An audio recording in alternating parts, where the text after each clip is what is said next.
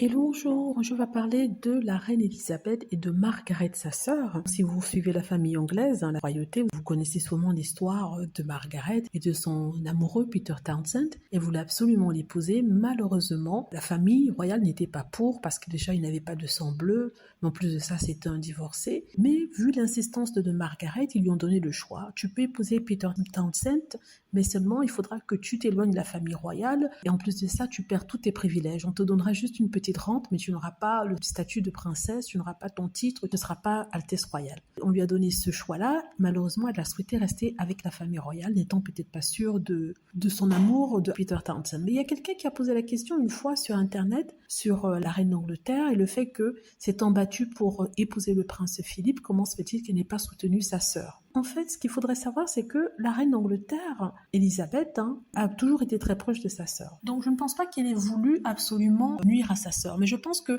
la reine Elisabeth n'avait pas vraiment de caractère fort. Donc on nous a vendu l'image d'une personne forte de caractère, c'est complètement faux. Elle suivait plutôt les conseils de ses conseillers, les directives de ses conseillers. Elle avait du mal à s'opposer aux gens.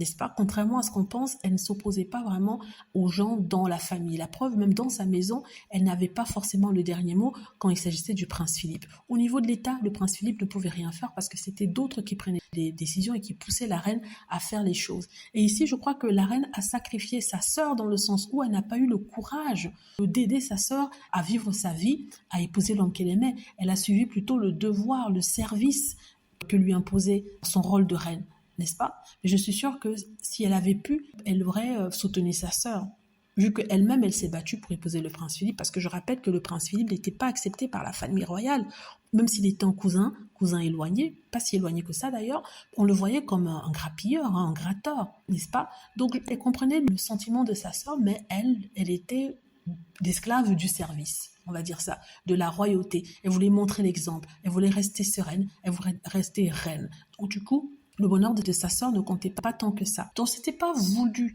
mais c'est juste que c'est le service, sont les choses, sont les sacrifices à faire, quitte à sacrifier quelqu'un pour garder la main sur lui. Voilà. Dites-moi ce que vous en pensez. J'espère que vous avez aimé la vidéo. N'hésitez pas à cliquer sur like si c'est le cas, à vous abonner pour plus de vidéos et à cliquer sur la petite cloche afin de t'avertir lorsque je poste une nouvelle vidéo. Merci.